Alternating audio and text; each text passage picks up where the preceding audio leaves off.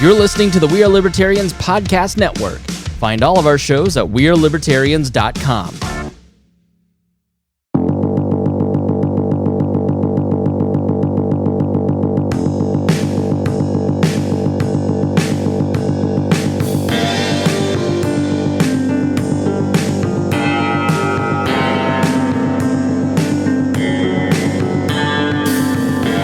Achieve the dangerous freedom you dream of in your lifetime.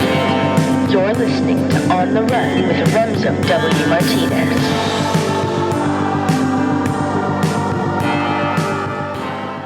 Shazam. Voila, there we go. How's it going, man? I am doing well. How about yourself, Mr. Dad? I'm a dad. Yeah, that's a thing. Does it ever feel like, oh, I'm actually responsible for another human being? Or do you just feel like I'm a father now? Oh yeah, that was the first thing I thought. Was like when people say that the Mack truck of love just like hits you as soon as you have a kid. And I'm like, yeah, no, the only thing that hit me then was, oh my God, I'm now responsible for another human being. But no, it's been really great. Particularly once he got around to acknowledging my existence. I think it's particularly hard for dads at first because your kid's like, you don't have boobs, or if you do, they don't work. And therefore, can we just start the show here? I think that's the perfect cold opening. Why not? Whatever. Why not? So after he got fed, after he feeds, it always sounds like we're talking about aliens when I'm like that. After the feeding, like Werner Herzog is like after the feeding. It's like, does he acknowledge you? Like, does he? Is he still too young to talk? Has he started talking? That's a lot of questions at once. I am a parent now. Slow down. But no. So at first he didn't, and that was frustrating. But shortly he acknowledged me only when I was feeding him. And it took about 3 months or so after that before he started like acknowledging my presence. At first it feels kind of coercive because you're like, hey, and he's like, hey, and he doesn't respond otherwise. But he's about 7 months old now, and he started to get into the dad's actually like a cool person. So he now smiles when I come in the room. And this human provides me sustenance and entertainment. Basically. Yeah. I mean, it is very much a transactional relationship right now. How much of just your outlook on life has changed now, knowing that you have brought life into the world? I don't know how much specifically has changed. I mean, I always intended on having kids, so there was always that preparation in my head of what it would be like, which of course is nothing what it was like. So there's that. But I would say that two big things have changed. One is now I'm responsible. So now everything has to be taken with a grain of caution. Because I have to have a well-providing, full-paying job to put a roof over their head. And like the first time your child's hungry and you do not have something to give them is you will know. And you won't just like know, you will feel it in your soul that you have let your child down. Or like we had COVID and whatever other respiratory illness as a family. All the vids. The bat virus, the kangaroo virus, the monkeypox. The plague basically invaded the household. And when you have a kid, everybody gets it. It doesn't matter who started it. And so hearing him hold his tiny little ears and mule essentially because of how bad he was feeling. Yeah, you don't feel much lower as a parent. It's pretty down here. So there's definitely that element of it where, hey, I'm responsible, I have to take care of him. But the second thing as well is like, now what I'm doing has to matter. Before, professionally, personally. Exactly. Like before, you could try something, do this, whatever, have fun, hang around.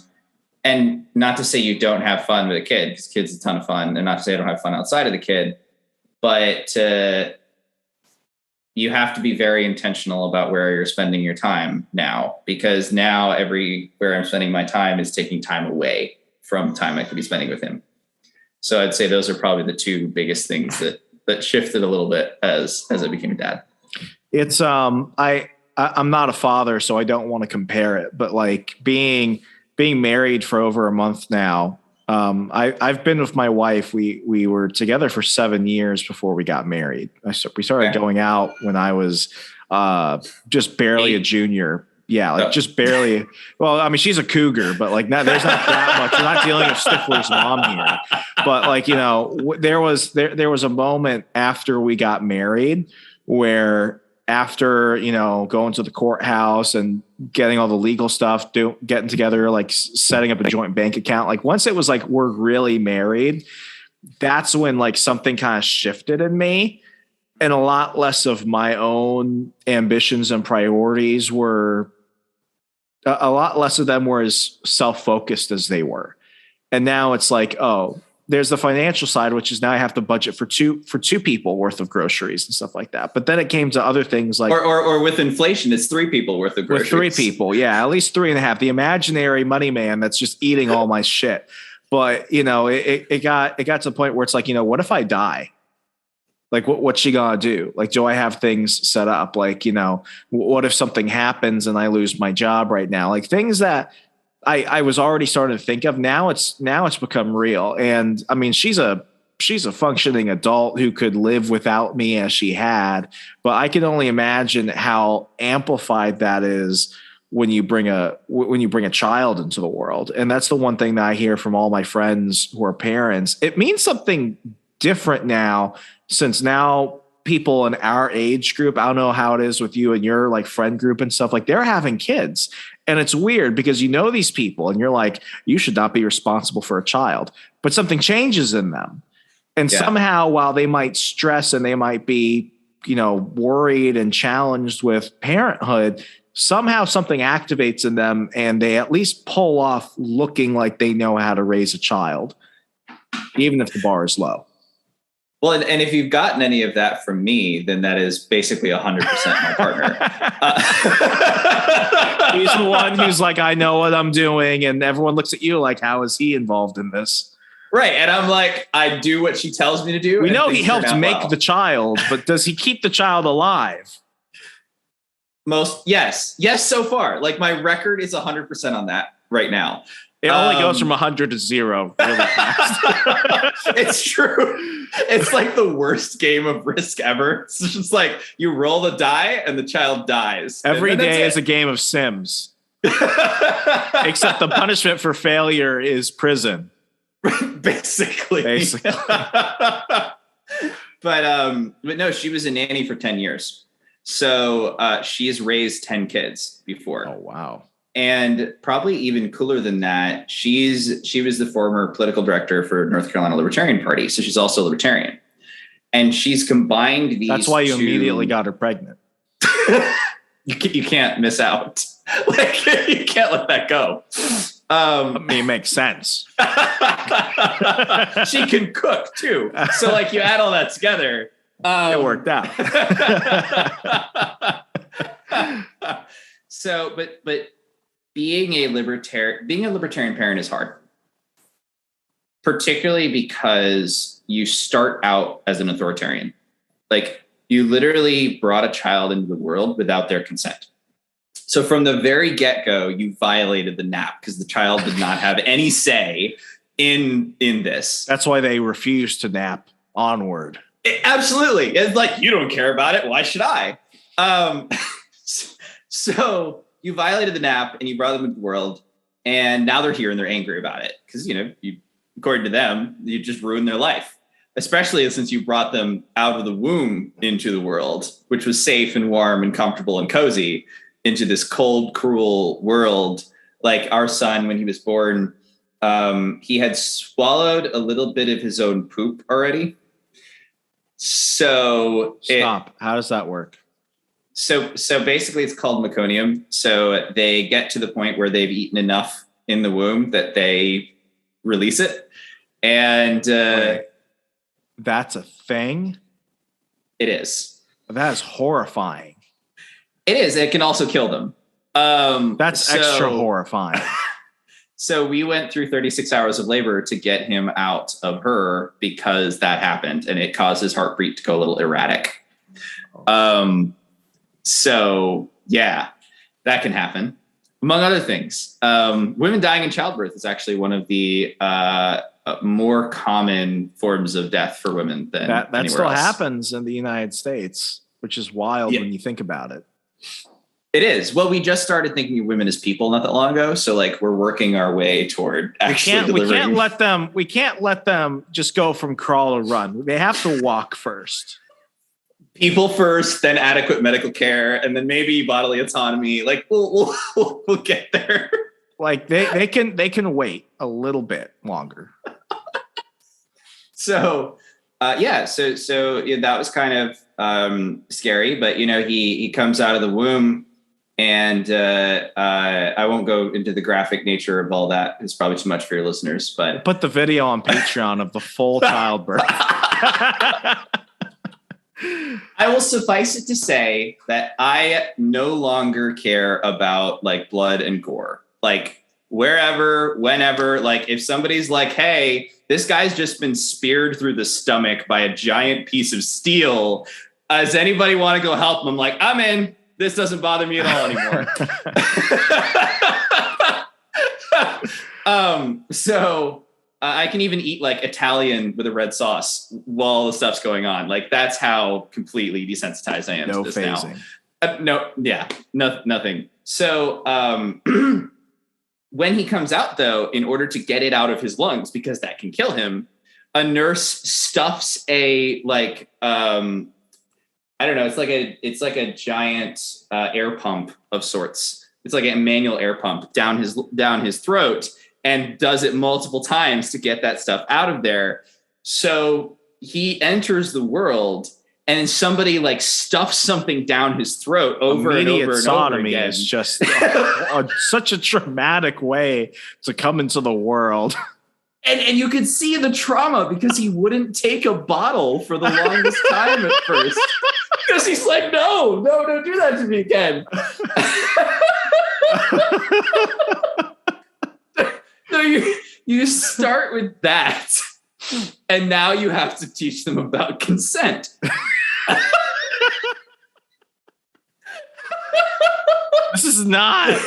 This is a horrifying way to experience the initial year of parenthood. It was a lot. We also had a run-in with it is not legal in North Carolina to have the green grass that is legal in many other states. Oh, the devil's sticky. Yeah. So if they detect it in your system, they won't, because they can't legally like send somebody after you and like get a warrant and everything just off of that. Do they like push you out the hospital and then say, good luck? No, they sick CPS on you. That's not fun. Which was entire bullshit. We'll have to do an entirely different episode on how we fought CPS and won.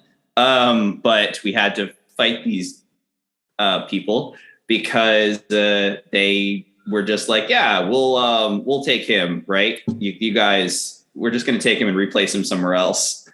And there was actually a bill in North Carolina that got vetoed by our Democrat governor a couple of years ago, which would have like removed their requirement to try to reunify them with the family. So like you test positive for the green, or it shows up in your bloodstream, which I think it can be in there for like, I don't know. So like 30 days. Yeah. So it shows up in your bloodstream, and then they take your kid and you never hear from them again. So thankfully we avoided that. So yeah, the first year is been fun. But the point of all this is having a libertarian nanny as my partner is incredible because of the little ways that she finds to create situations where he gets a say that I never would have thought of. Like, it's simple things like, okay, he's supposed to be taking a nap. Do you want to, and this is harder to do now. It's more of like something we're going to do because he can't talk yet and not really understand us. He's currently doing high-pitched pterodactyl screeching right now. Like that is his thing. I will not mimic it for your audience, but that's very good. That's very appreciated. It's just high-pitched pterodactyl screeching like half the day. But when he gets a little bit older, giving him the opportunity to take a nap now or 2 minutes from now. It's not a ton of consent. It is a lot more consent than a kid would usually get. Another thing is, instead of having a crib, we're doing a floor bed. So essentially he's got a mattress. Are you are you doing like the co-sleeping thing? Are you all on there, or is he like in the same room? No, he's got his own room. So he didn't want to co-sleep long. Like, I think he was in the cradle in our room for like 2 weeks, and then he was like I'm independent. Leave me alone. Put me in my own thing. So he didn't do that much, but no, a floor bed basically. So there's a mattress about this big on top of the floor, and we baby-proof the room so that he can't theoretically choke himself, hurt himself, whatever. And then instead of putting him in a literal jail, which is what a crib looks like, in a literal jail, we just put him in the room, place him on the mattress, and it's nap time, but you can choose to take a nap, or you can go and, play with one of your toys, or you can look in the mirror, or you can do whatever. But really realizing, being a libertarian parent is realizing how authoritarian parenting is, and how it's amazing that we have any libertarians at all, given how authoritarian parenting just like generally is. I don't know if we're allowed to like say his name anymore. I say this as I forget his name. He was the bald guy who wrote about peaceful parenting. Stefan Molyneux. Yeah, that guy, Stefan Molyneux. And I don't know why. I picked up his book, before he was like socially ostracized. I don't know why I did it. Like, I was like in my mid-20s, but I read the book, and like it had the way I took it is it's good for parents, but I recommend people read it. I forget what it's called. I forgot who he was, and I forgot what it was called, but it's a good book. I remember the lessons.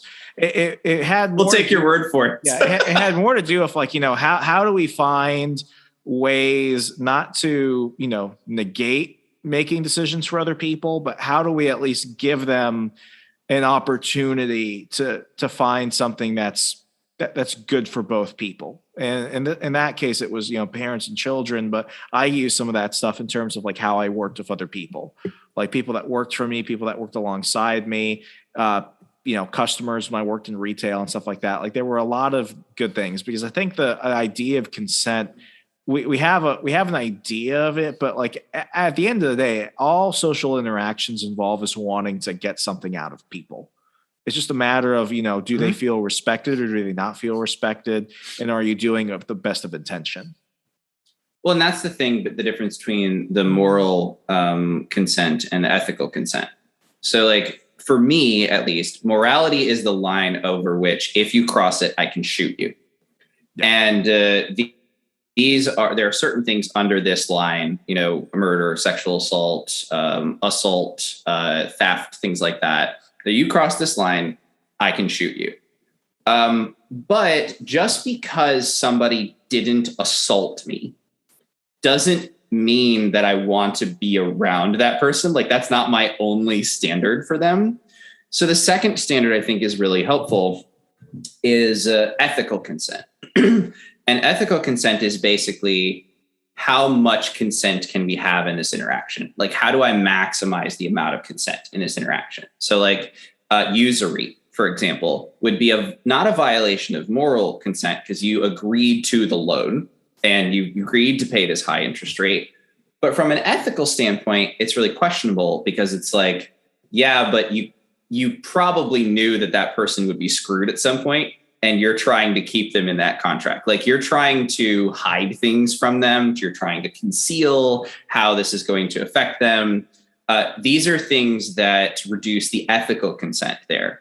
And so I think that's something libertarians miss a lot is we do yes, it's really frustrating to try to get society on the level of like moral consent. Like, you kind of have to start there. I had a professor in college who hated libertarians, and he always went with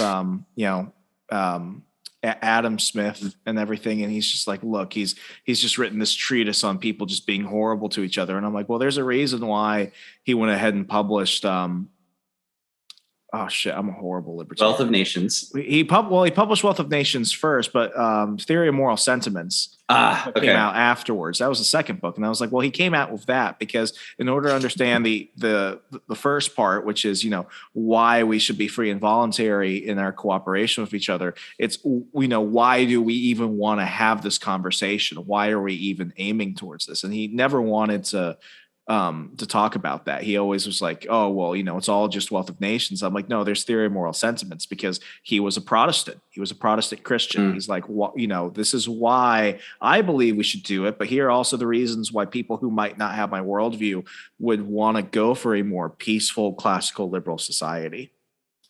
I think that my favorite moral framework that I've ever heard, and I still use it, is actually David Friedman's from Machinery of Freedom.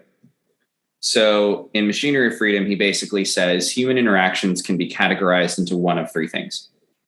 One is an interaction where I get something from you or give something to you and don't expect anything in return. So one is interaction where I give something to you, don't expect anything in return. That's love. Another is I give something to you and expect something in return. That's trade. Another is I don't give you shit. My word's not his. But I take things from you. That's force. These are the three ways that humans interact with each other. And his goal, and I would agree that it's mine, is to move as many human interactions as possible from force to either trade or love. There's something about this where it's like, this sounds very simple for a lot of people, but when we actually try and apply it to our everyday life, it just gets more and more difficult. And to kind of transition into, the main topic of today's episode, Dan, for people that don't know you, you're probably the most libertarian people I know. I only know that because you've been on more watch lists than I have. But from your time with Panda, Tax Revolution Institute, you seem to have like another arm growing in a different organization all the time. Recently, you went ahead and accepted a new position at Students for Liberty. Congratulations on that. Yep. You're a person in the liberty movement who is well accomplished, but you're not just a guy who talks the talk. You've had to walk the walk. This has been not just your entire professional career. This has been your pursuit as an individual. It's almost what drives you as a human being, your purpose on earth. And a couple of weeks ago, you went ahead and posted something online. I'm not going to go ahead and read it for folks, but it came with the premise of you. And I wonder, part of me was thinking, that's why I wanted to talk about what fatherhood has been like recently. Part of me wondered as I was reading this, I'm like, is this Dan admitting that he's getting old? Like, is he becoming more nostalgic? Is he really starting to like understand himself as a human being and his own mortality and stuff like that? Well, long story short, it had to do with imposter syndrome. It had to do with why you do the things you do. And you came across it in a way that a lot of people feel, almost everyone feels this. We don't like to admit it. We don't like to admit it to ourselves, and we don't like to say it to other people. And it's that, why do we do things? Do we do things for others? Do we do things for ourselves? Let's kind of talk a little bit about that. You didn't need to make it public, but you did. What was the motivation behind that? Did you want to have a conversation? Did you want to just get it out there into the ether just to say, look, like I've got nothing left. I'm exposing this, and I am moving past it. And this is just how I feel right now. What was the impetus behind that? So the post, and I think it's important for context to kind of just to say it to the listeners, is that I've struggled my entire life between wanting to be liked and wanting to create change. To be liked, you have to conform to the status quo, at least for a group of people. To create change, you have to be willing to be disliked, at least by some, in some cases fiercely. And usually I would end these statuses with like, and here's my answer to this problem. But I just ended it with like, that's it. Like, I don't have an answer for this one. That's all I got. And the impetus for it is basically that I've been on both sides of the equation when it comes to wanting to create a better future. I've been on the side that doesn't care what other people think and just charges ahead and tries to create something. And the problem with that side is if you're creating something that is designed to have a better future for humans and not listening to the people who you might want to have a better future for, the odds are that you're going to be a tyrant, essentially. Like, you're going to create something bad. I've also been on the other side of the equation, especially more recently, where, and it might tie to fatherhood, being more cautious and being more careful about what I'm doing, but where I'm seeking so much approval and I want to be liked. I mean, who doesn't?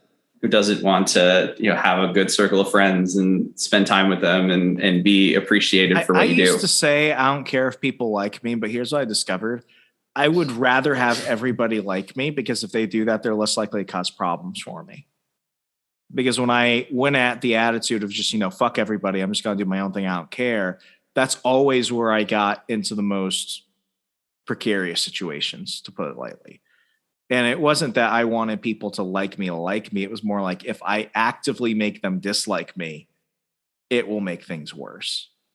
But then there comes that moment of like, why do we do the things we do? And I had to read it a couple times, man, because it forced me to ask a lot of questions that I feel like I answered a few years ago as I was going through some changes. But at the same time, I never really like had that conversation with myself. And it was something that made me really question, like, why do I do the things that I do?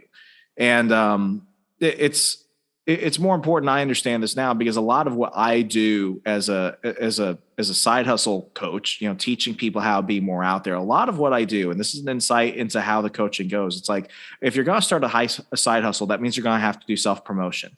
If you do self-promotion, that means you have to actively talk about yourself and value you give. If you're going to do all of that, then you're essentially trying to convince people to trust you to deliver on something. And for a lot of people, that's really difficult. Now, when I get into my podcast clients, I have people who are phenomenally talented people, and they have the personality for it and they've got the talent for it, but they are petrified of, what if people don't like me? Or what if I try too hard to be liked? And I don't always have an answer for them. My only answer is typically, you do it because you have to. And why is the have to there? If you're coming to me because you want to make more money on something, there, you need more money. If you're doing a podcast because you want to do a podcast, it's because you want to put something out for people to enjoy. But it all comes down to you. And I think a lot of people, they get confused by that, because nobody wants to say, oh, I'm doing this because I want people to like me. But somehow we've turned that into a bad thing. I think there is an excess. And I also think there's a degree of, you do it because you just have to get by. But it is a difficult thing to ask. It's like, why are you doing this? And when you get to the point where it's like, oh, I'm only doing this because people should hopefully see what I'm doing and want to like me because of it, that's when it becomes a bit sore, because then you really wonder, like, is the effort you're putting into what you're doing worth it? Well, and I think especially for if you're trying to do something big, right? So my entire life, I mean, you go to my Facebook, which my parents finally allowed me to have at like 17. I was able to get my own Facebook account. And I think I'm probably the only person ever on Facebook who actually had followed the age restrictions on there. So my Facebook is /change the world. My parents never put a glass ceiling above my head. I'd say I'd want to do this. They'd say, yeah, awesome. How are you going to pay for it? What are you going to do? How can we help? They never paid for anything, mind you, but it's how you were going to pay for it. Which is also good parenting on some level, I think. But they always believed in me. And I remember specifically when I went to go drop out of college for just run Panda full time, my first organization. I had a conversation with my dad, and basically his answer was, we support you as long as you are thinking this through. And that's not an answer a lot of people might have their parents give them.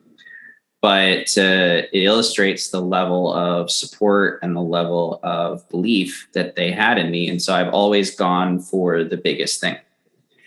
And, started with civil liberties and then activist training and then taxes and then more activist training. And I think one of the hardest things to come to grips with is if you want to do something big, there's so much you don't know. And that can be told to you, and you can get an indicator based on like what people like.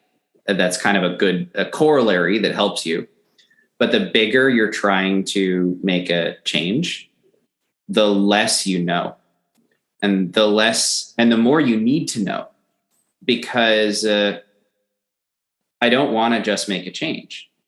I want to make a change that's genuinely going to benefit people, that is going to increase human flourishing, that is going to be the adjustment in systems or the adjustment in how we think about the world that leads to the next generation of human beings, including my son, that leads to them having a better start than I did, that leads to them having more opportunities and more of them having more opportunities than my generation did. And I could go forward and just be like, screw all you guys, I'm going to go do this thing. And it's simpler that way on some level. It's like, oh, well, I have this idea. I think this idea is going to work. We're going to go implement this idea. But that doesn't mean that that's actually going to be any good. And I still don't have the answer to this question of do I want to be liked by the people around me for what I'm bringing forward? Or do I want what I'm bringing forward to actually make a difference? I want both. And that is, and I can't throw either out, because if I throw out I want to make a difference, then I'm just liked by a bunch of people, but forgotten because there's nothing I've actually done that's worthwhile. And if I throw out the other people, then what I'm working on may not actually be all that useful. So it leads to problems with like not taking the right step because you're not sure if that's the right thing to do. And you don't know, to the imposter syndrome, you don't know, is this arrogance or courage? I really hated it in like 7-8 years ago when I was first starting podcasting, because when bullies online, and I'll just call them that, when bullies online would make fun of me or something, it would start with wannabe podcaster or podcaster. It was always derogatory, but being a wannabe podcaster, it's like, motherfuckers, I had to ask a friend for the money and get the microphone, please. It really discounted a lot of the work I did. And I don't feel like I got a lot of credit for the actual on the ground activism I did. Somebody had to go out for Libertarian Party candidates and knock on doors and give out flyers. I was the one driving across state lines to go to rallies or go petitions or forums or whatever meetings to go protest and stuff like that. Like I was doing a lot of the work, and I was also I got popular really fast because when I got a lot of mentorship from Austin Peterson when I was in college, but then I went to Freedom Works, and my mediocre blogs are now being seen by millions of people in a big presidential year. That went to my head quite a bit. But as I began to find other people who were like me, because the one great thing about social media, if you can't consider, is it allows you to find your groups of people. And it allowed me during a very impressionable time of my life to find other libertarians and to, make friends and to meet horrible people. But finally, I found a group of people where it's like, I can matter and I'm not alone in these thoughts and I could do big things. And often I thought everything I was doing was just to elevate myself so that way I could have more impact wherever I went. I do strongly believe that is still the case, and I'm proud of the things I did.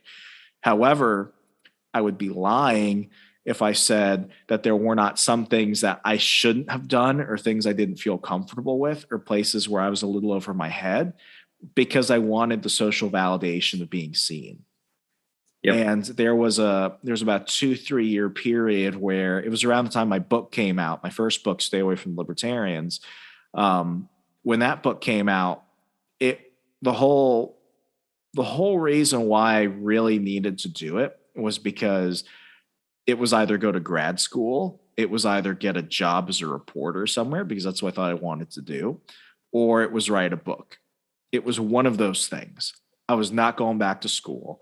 I could not get a job outside of being like a very, very poorly paid sting reporter for local outlets, or it was write a book. So I wrote the book, one, because I wanted to be an author, but like that book, I was 20. I was 20. No, I was 21. I was 21, 22. I self-published it. I put it out there. I put money into promotion. I had a publicist. It did very well. The book did amazingly well. But I got mad because even despite all the successes of being a best-selling author and doing really well and getting all this attention, I still wasn't getting the validation I needed from certain people. And that was when it's like, everyone is looking like, oh, you have so much to celebrate. And I'm just like, yeah, but this person isn't congratulating me. Or somebody else did something and this person validated them and what they did. And I just did this by myself and I'm not getting the validation. That was a big wake-up call moment for me, because I realized that I was just trying to follow what I felt was enough to be seen as good.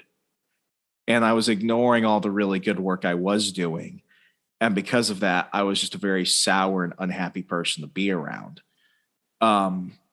It was weird because I had gone and spoken at Freedom Fest. I had gone and done all this really cool stuff. Like I've checked all the libertarian check marks, but I wasn't happy because at one point a disconnect came from what am I doing to benefit myself and others, and what was I doing to benefit myself? Because even though I was still doing stuff to help myself and others, helping others was just a nice thing on the side, and it didn't really have to do with what I really need to feel validated, which is, am I doing good? And can somebody tell me I'm doing good?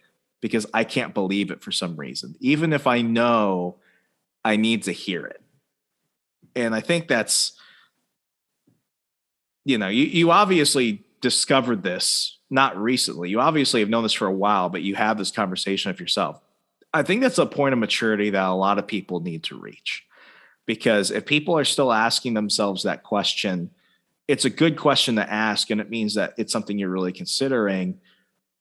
I just wish more people caught it early like we did. We're not old and gray yet, but it's something where it's like, as I look back at the last decade of my life, and I'm pretty sure you see this with all the things you're doing, you're like, I could have saved myself a lot of stress and heartache if I had just had this conversation. I think for me, it's actually kind of beautiful, because I think it represents wrapping up the worst chapter of my life and finally putting a bow on it, at least so far. Because I had been instilled with so much confidence from my parents going forward, if there was one word that was used to describe me by everyone around me, it was confident. Knew what I was doing, knew where I was going, and we were going there. And in 2017, the tax organization that I was running blew up in spectacular fashion. we realized still have that the sticker like 5 feet away from me, so something survived. the tax revolution sticker. Yeah. Awesome. Crow was cool. You had good branding. I gotta give you that. Hey, my branding advisor, Joe, with Dark Square is awesome. Like, absolutely fantastic. We did that well. And the thing that led to some of the downfall, but wasn't a bad thing, was we realized that we weren't going to take on the tax code by directly taking on the tax code. It was too big, and it was like violating Sun Tzu's laws and the laws of war to go attack an enemy that has the high ground. So we, converted to allowing people to choose where to put their tax dollars, essentially. And we had to change the whole organization. The whole branding had to go from TRI to We Do Better. It had to focus on the outcomes and not the inputs. And all these changes had to happen. And we knew there was a risk of losing the donor, one of our biggest donors that we had. And the risk became very real when he's like, love you guys, but I'm out. And so we still went forward. And I think that was the right decision. But then I had hired the wrong guy early in the process to run the money. And that was bad, because that's what ultimately brought the organization down, was mismanagement, perhaps worse, but at least mismanagement of the funds of the organization. And it exploded in such spectacular fashion. And I'm someone who cares so much about the work that I do that I tend to make friends with all the people I work with. So destroying the workplace also destroyed most of my close friendships. That I remember I was in the woods in Upper Peninsula of Michigan, where my grandparents live. And I was quantifying what had happened to me over the past few months.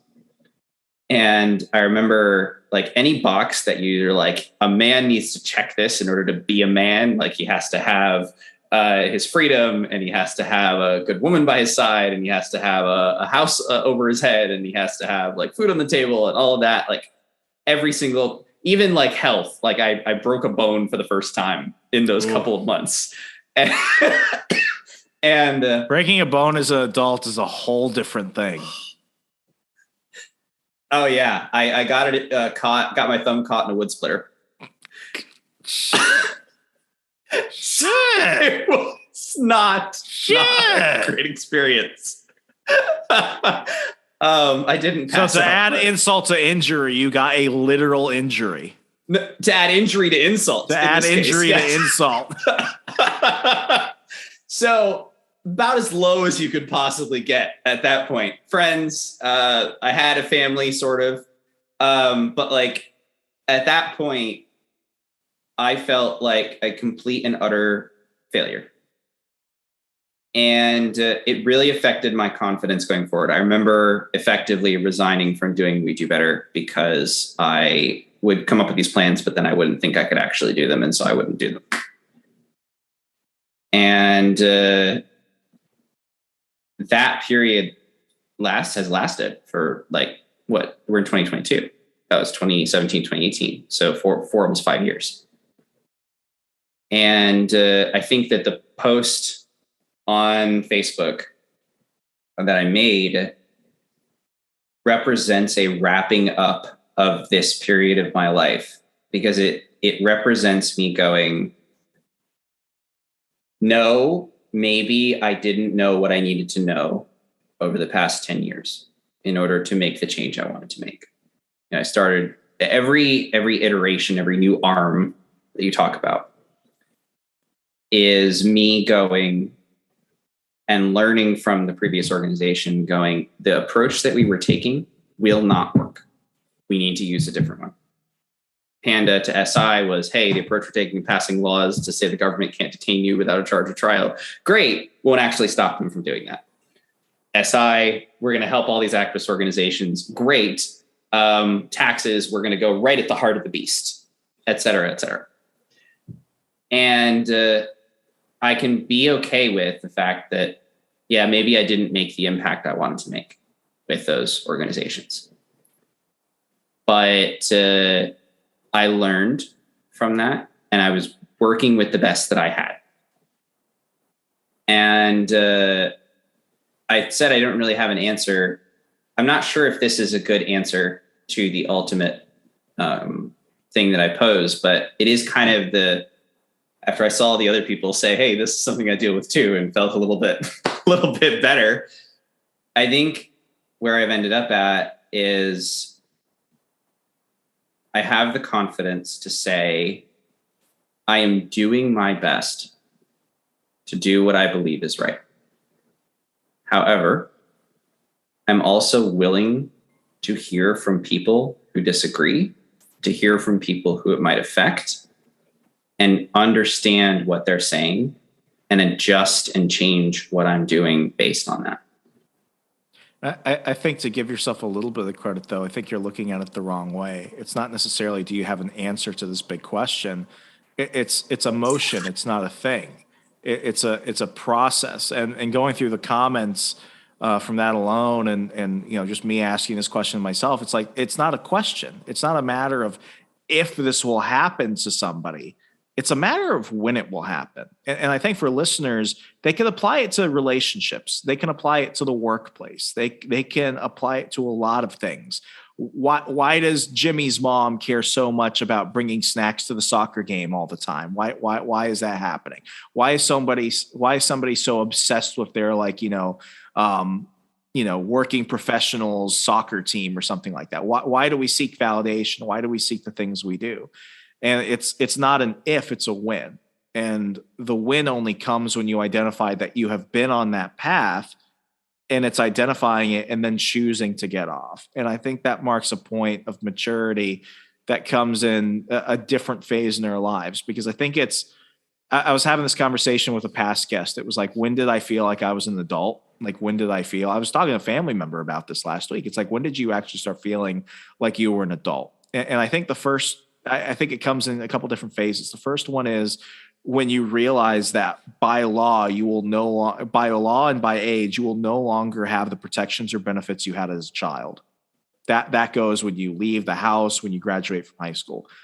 The second one is like, when do you start to see your parents as human beings? Because that was a big moment for me. It was like, my parents are not these super people. They're people with flaws. They're people with hopes, dreams, fears, aspirations, things that make them sad. They're just like me, and they're trying to figure it out. When you start to see your parents as human beings, I think that's a huge point. That's when you can say, damn, like you were in adult mode. But then you get to the point of, emotional and behavioral maturity, when you begin to forgive yourself for things that have taken up your time. Because I think for a lot of people, the pursuit of man is to achieve wealth and money, to do that, to achieve status. But then we all hit a certain point where it's just like we're trying to get our own time back.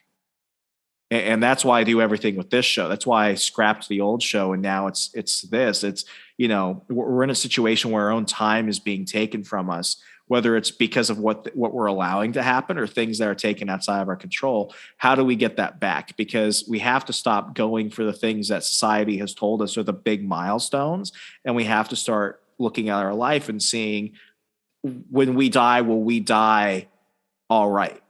I'm not saying happy. I'm not saying die happy. But what I'm saying was, when you look back and you say, you know what, it was a life well lived. And I think this is one of those points, because I didn't feel like this until a couple of years ago. I've talked about it enough. When I was working at Parlor, dude, I was talking to celebrities, bikini models, politicians. I was on top of the world. And within a few months, I am in the middle of fucking nowhere America, trying to hide from people, avoiding social media, trying to rebuild my life. And it's a difficult fucking thing. But it wasn't until I slowly built back. It was like, you know what? I didn't need the validation. It wasn't those moments of when people saw me as being useful. It was when I felt I was doing the most good. And it's only been like a couple of years. No, it hasn't. It has been a year of my life where I have actually felt like I am doing things for myself, with also the reason of benefiting others, and not just this idea of what bringing and putting value into the world is. And it's a difficult thing. It really is. And the instinct, I think, for a lot of people at this point is I've seen it happen with a lot of activists, with a lot of people who get excited and interested in improving people's lives and see politics as the way to do it. I've seen the moment happen where they're just like, I'm going to homestead instead. I'm going to go, build a farm. And there's nothing wrong with that necessarily. But I think the harder thing in that moment is to go, all right, if I'm not doing this for validation, I'm not doing this for what other people think about me, is there still a way that I can use my skills and my experience to help other people?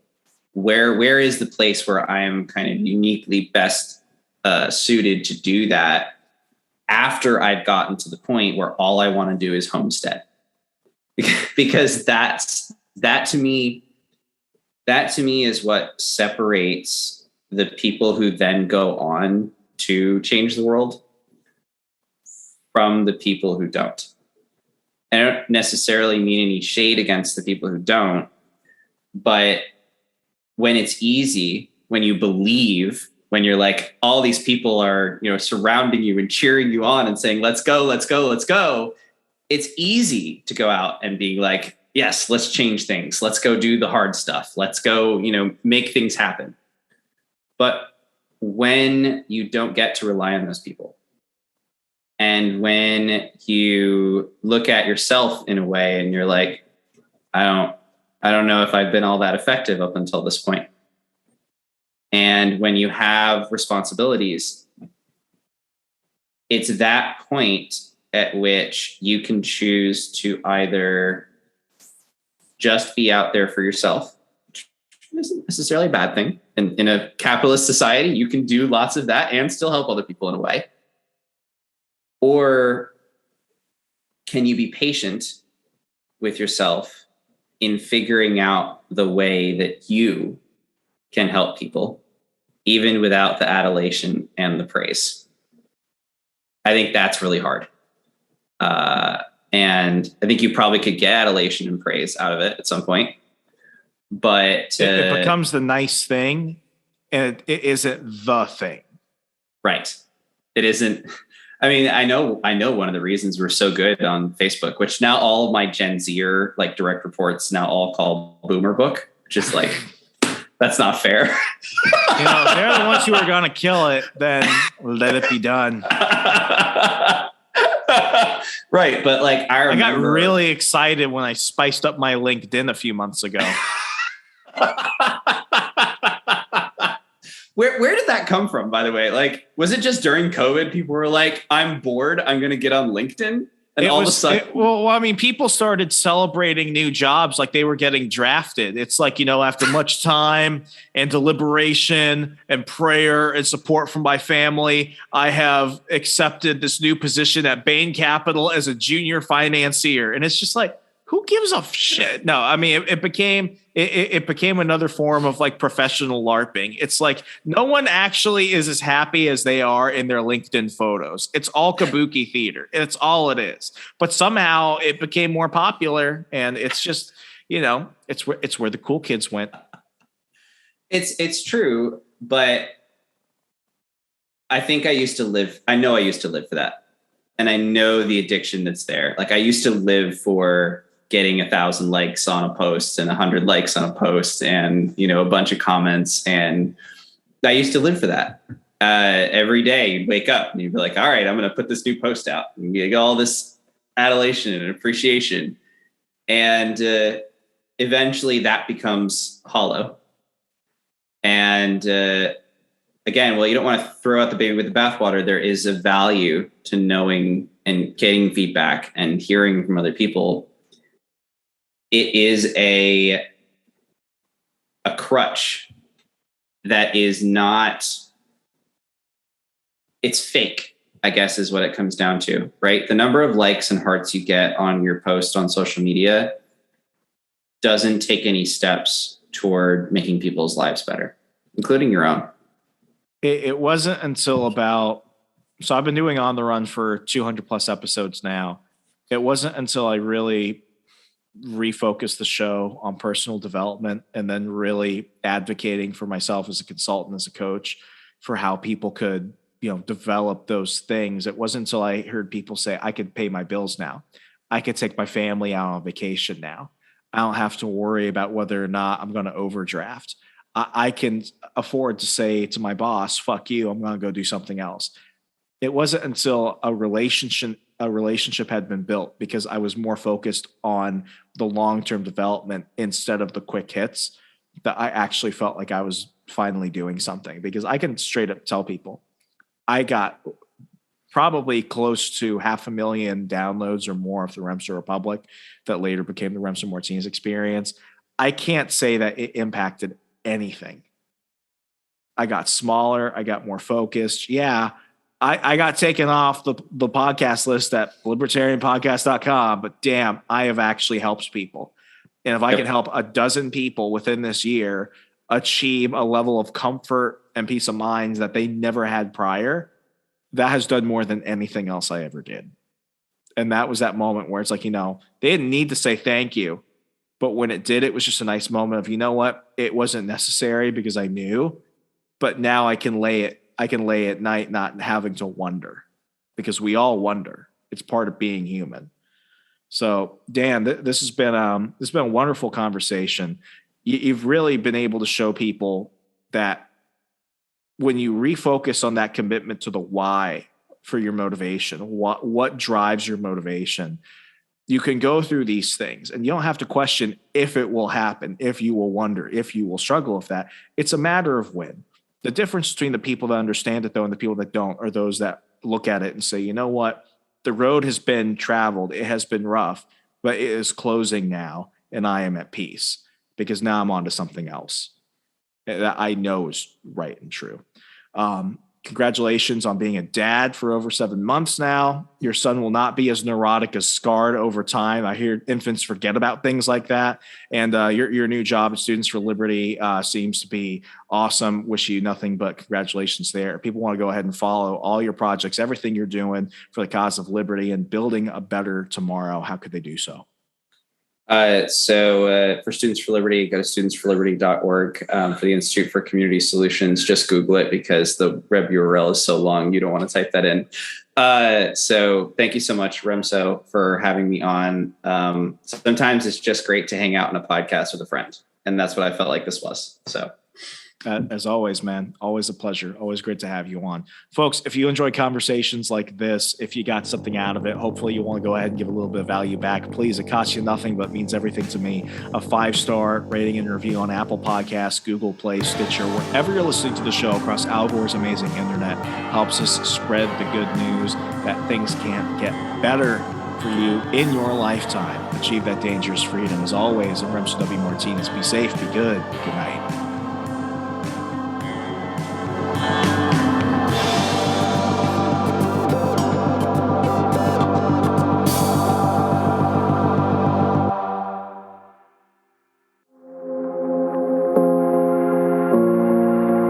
For those of you listeners who know my background a bit, you might remember the stories of my first few jobs after college. From being a mall cop to selling makeup door to door, I realized that I had skills that were being underutilized and that these minimum wage jobs couldn't support me or last forever. I spent years going through YouTube, reading books, listening to podcasts, and taking enough online courses to reinvent myself as a professional copywriter and digital marketer. Years later, thanks to my side hustles and drive, I've worked with national news outlets, multi-million-dollar tech startups, nonprofits, and celebrities to build their brands and drive sales. None of this could have happened if I didn't develop in-demand skills. I had to do this alone, but you don't have to. You have Hustlers University 2.0. Hustlers University 2.0 is a community where you can learn real skills to earn money online today, starting with side hustles you can use to elevate your game. I'm not just an advocate for Hustlers University, I'm also a student. Every professor is verified to be making $10K to $500K monthly in their selected field. You get full resources, lesson plans, and an active community of thousands of other Hustlers University students working on skills such as stock analysis, cryptocurrencies, e-commerce, copywriting, which was my favorite course, one I actually went ahead and took last month. And as a copywriter of 7 years, I even took a ton out of that, including some of the resources I was able to take over to my day job.